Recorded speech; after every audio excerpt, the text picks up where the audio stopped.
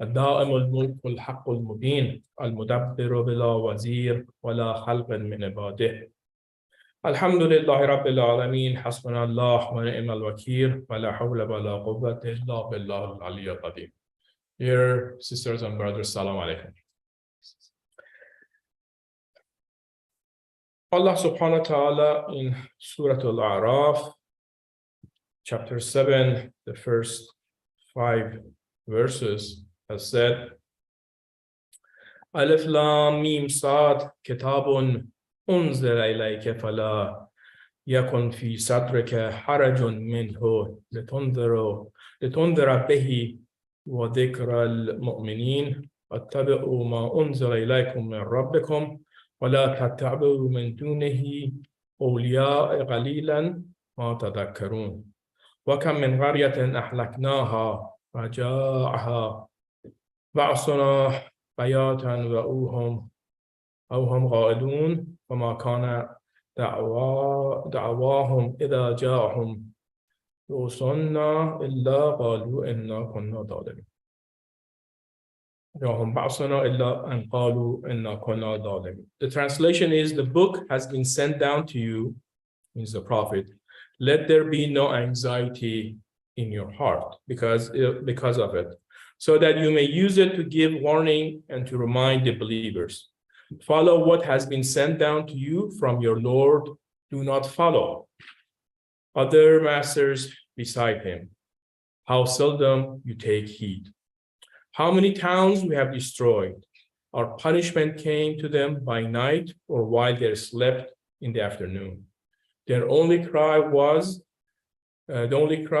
when our punishment came down to them was how wrong we were. They say, Surah Al-A'raf, it's almost in entirety, talks about the different stories of Quran, what we call Qasas al-Quran. As you know, a big portion of the Holy Quran is about the stories of the past prophets and the people of and what happened to them. But as you know, they are not all in orderly fashion. Some, especially some are like the story of the Prophet Yusuf is all in one location. But the story of most of other prophets, Prophet Musa, Prophet Isa, and many others are spread throughout the Quran. So it makes it a little bit hard to follow. So I've always wondered, why is this so? Why are the stories are all over the Quran? And also, as you know, the Holy Quran were not revealed at once to the Prophet. They're revealed over time, over 23 years. And the issue is also that the verses of Quran, or the surahs of Quran, are not chronological. So you cannot, if you pick up the Quran, the way we read it, we have it right now, it's not the way it was revealed to the Prophet on timeline. So some earlier surahs, or Mecca surahs, we say there are at the end of Quran. Some Mecca surahs are like in the more in the front, and some surahs, as you know, they're mixed. They're mixed of Surah Baqarah's mix of Mecca verses and Madani verses. The verses that were revealed to the Prophet in Mecca and those were came to the Prophet in Medina. So I've always wondered, and recently I started reading a book by a great Moroccan philosopher, also the scholar of Quran, which is passed fairly recently. His name is Dr. Muhammad Abed al-Jaberi, or Jaberi we call it. He passed in 2010, and he lived in, or he studied and also taught at Muhammad V University in Rabat, Morocco.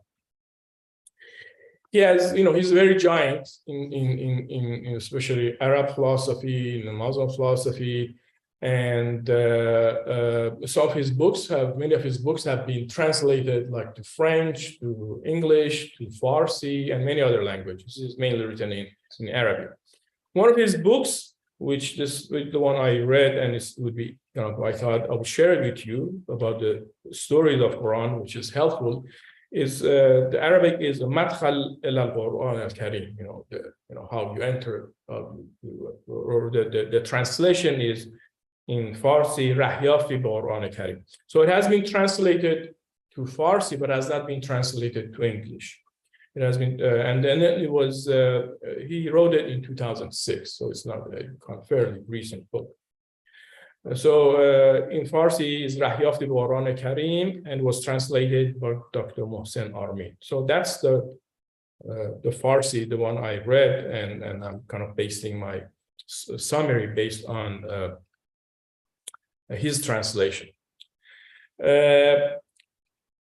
A large, as I said, a large section of this book is dedicated to stories of Quran and how we can make sense of it. So I'm going to, as I said, share it with you. Many of these the stories in Quran were not in Torah or in the Old Testament or in New Testament. Some were kind of new stories that was not revealed to them at all, and some stories that revealed to the Prophet are the similar stories that you find in Torah or Old Testament and New Testament. To really understand the stories, he kind of said we should really follow somewhat the movement or the history of what the Prophet did in Mecca and Medina, and you kind of align the verses and surahs that came that revealed to the Prophet, and then we can make some sense. He divided the stories of Quran into 3 categories. And kind of try to align them with the chronology of revelation, and then he showed us what are the aims of these stories. So inshallah, I will discuss all the 3 categories that he mentions in the second part of the khutbah. بسم الله الرحمن الرحيم الحمد لله رب العالمين الرحمن الرحيم مالك يوم الدين إياك نعبد وإياك نستعين اهدنا الصراط المستقيم صراط الذين أنعمت عليهم غير المغضوب عليهم ولا الضالين.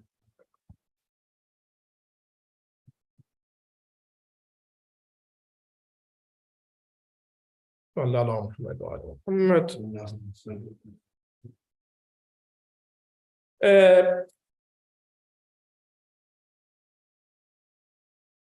So in his views, the aim of the Quranic stories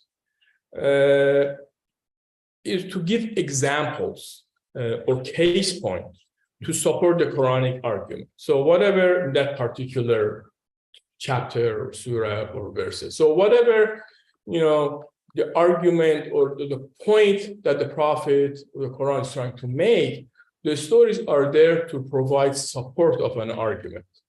So the Quran is not really overall a historical book, as we know. Quran is not a book of science, and the Quran is not a book of like poetry. What Quran is really a book of guidance, trying to guide us to the Tawheed, to believing in oneness of Allah subhanahu wa ta'ala. And it tries to use every, tools that it has at its disposal to convince people, people of, especially of Arabia at the time, to accept the Prophet's argument and to believe in the oneness of God. So that's really the bottom line. So So according to Jabri, instead of we try to prove that every one of these stories are true, try to find a historical fact, we should really try to understand what were the purpose of these stories. What is the point that Allah subhanahu wa ta'ala is trying to make in these stories, and kind of concentrate on that rather to try to argue and try to make sure that historically it's totally accurate, because the historical accuracy is not the aim of the Quran. It's what the aim of Quran is to argue in whatever the context to convince people to the point of view of the Quran. So that's why he, based on that, so that's overall understanding. So it's to his understanding, he does not say that they were not real. These events were not real, but it says that's not really the point of trying to Quran to make. Quran is not trying to, go look at that, area to see that, the tribe of Samud or Ad really lived. What the Quran is speaking of is historically, that's what people of Arabian Peninsula knew at the time. A lot of it they already knew at the time. Even maybe historically, it was not written in every place. So he categorizes the stories in three broad categories, the stories of Quran. Group one are the stories that talk about the destiny of the people or the tribes that did not follow or listen to the teachings of the past prophets, which in the Surah Al-Araf, which I mentioned, talks about it. The tribes of Samud, people of Ad, people of Samud, and other people, Saleh, all these prophets came, and Noah, and tried to convince people to follow the prophet at the time and accept Allah as the creator and God, true God. But they worship other things, and because they did not listen, the God punished them and destroyed them. At the same time, the audience of these stories, who's really the audience? And these are in Mecca. All these stories were mostly in Mecca. The audience of the prophet at the time was people of Quraysh. Was the people of Quraysh. So the Quraysh, the prophet was trying to convince the Quraysh to accept Islam and try to show what were the destiny or the finality of those tribes that did not listen to the invitation or calling of the prophets. And most of these stories were not in Torah or Bible, but people of Arabian Peninsula at the time, they knew these stories by heart. They knew these stories, and they called Ashabul Qura, or the people of cities. And these are, Surah Fajr, Surah Qamar, Surah Najm, Surah Shams, Surah Qalam, Surah Qaf. All these were the stories of these people. And second category are the stories that reveal to the prophet to glorify the past prophets and to retell their miracles, that God had given to them. The story of Moses, the story of Jesus, the story of, all Ashab al-Kahf, Maryam, and many others. These stories were to show the truthfulness of the God's message, or the prophet's message, or the God's message. Especially these stories were related to the prophets of the Jewish prophet, the Bani Israel. These were all, were known by the people of the book at the time. At the same time, the Quraysh were coming to the prophet in these stories, asking the prophet to give a miracle, a similar miracle as the one gave to Musa or Jesus or other prophets. But the prophet pointed out that really the miracle of his miracle was Quran. Quran was the prophet's miracle. So, and these stories of, many are mostly revealed in Mecca, and they are in Surah Yusuf, Surah Maryam, Ashab al-Kahf, and then the stories of Musa that came in the Mecca time. And all these stories, they start with a little like a prologue to the chapter, then the chapter, and finally a conclusion of that the Quran, Allah subhanahu wa ta'ala wants to make from that stories. And a lot of them also discuss the hardship that all the past prophets went through when they were delivering their message to the people. For example, this verse, 28, Surah Kahf, the translation goes, "Content yourself with the company of those who supplicate their Lord morning and evening, desiring his face and do not lose sight of them, desiring the glitter of the life of this world, and do not obey those whose heart we have made oblivious to our remembrance, and who follows his own desires, and whose conduct is not really fruitful." So, the Ashab al-Kahf, the story of Ashab al-Kahf, the conclusion is really that the prophet, you should be steadfast. You should not follow what Quraysh is telling you or asking you to do, but follow what Allah subhanahu wa ta'ala wants you to do, and whatever power and money that the people of Quraysh have, basically they will fall apart. And then the third group of these stories were those that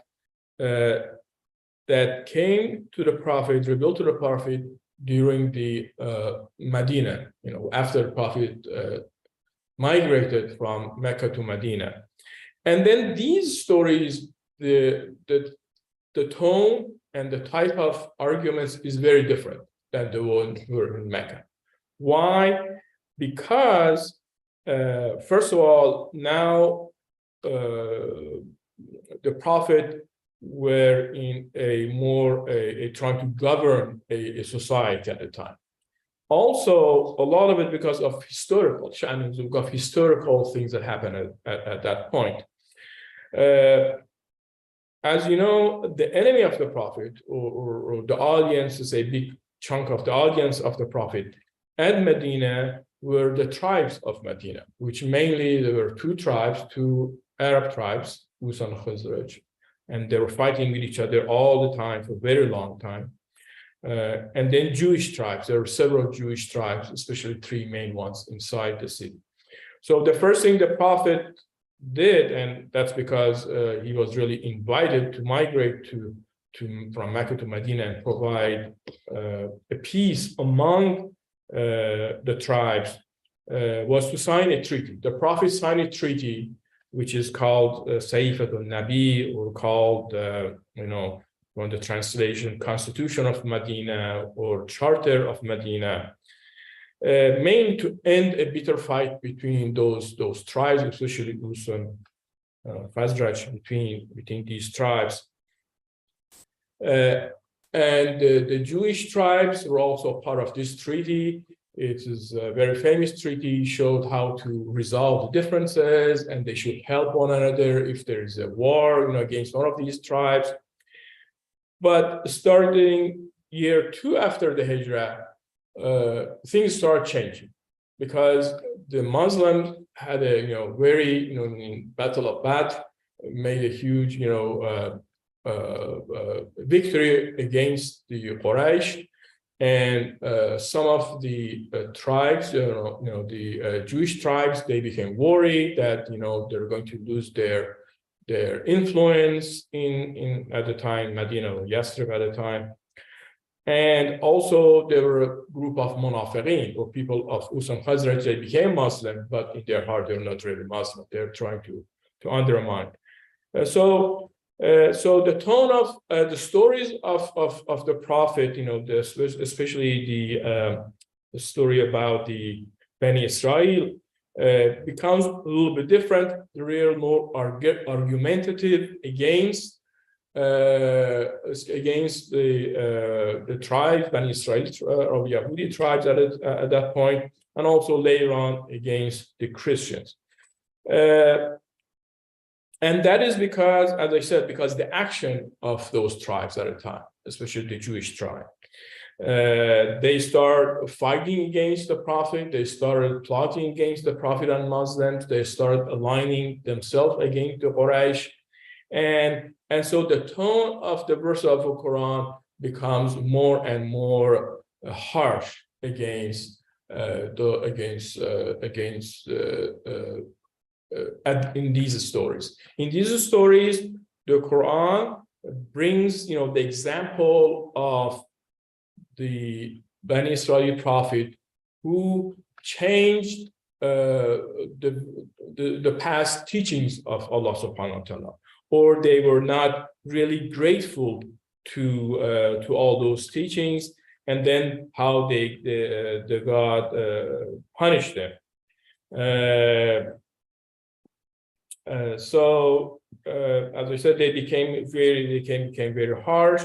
They became even harsher, especially after the Muslim changed. Allah subhanahu wa ta'ala asked Muslim to change the direction of Qibla. It was like, I think, the second year after Hijrah that the verses come that before that, as you know, the Muslims were praying towards Bayt al-Muqaddas, and then after that, they said you should start praying toward Mecca, Kaaba, and then at the same time, Allah subhanahu wa ta'ala discusses the story of Abraham and how Abraham was really the forefather of all, the great religion. So and these stories include, the story of Moses, especially that part, or Bani Israel, the prophet, the story of Abraham, the story of Talut and Jalut, Habil and Qabil, and also some parts of stories of the prophet Jesus or Isa and Maryam, which again was a little bit argumentative when the prophet was arguing against the Christian. So again, to kind of summarize what I've said, or at least what Jaberi says, in his book, that really the aim of these stories in the Quran are to help the Quran, help the Prophet to make the case when they're arguing against, against either Quraysh or people of the book or people of Medina at the time. So it's not really so he says that Quran is not a book of history, like it's not a book of science, or it's not a book of poetry, but it's a book of guidance. And really using all these tools, especially the stories, to bring us evidence that if you do not follow, the path of the teaching of Allah subhanahu wa ta'ala, and the Prophet, as shown in the book, then these are your destiny. This will happen to you. And he also give an example that in Quran he uses many examples. Many examples. For example, somebody arguing in heaven. In heaven, like two people arguing in heaven, or in a garden about some issue, and and then Allah subhanahu wa ta'ala is using this discussion to provide a point, to prove a point. The same thing as goes with these stories, rather trying to find the historical significance or exact historical reality of these stories, but rather trying to understand the aim and goal of these stories. So with that, we end the khutbah, and then we're going to start the prayer. Bismillah ar-Rahman ar-Rahim. Wal asr inna al-insana lafi khusr illa alladhina amanu wa amilu s-salihat wa tawasaw bil haqqi wa tawasaw bis sabr. Salli ala Muhammad.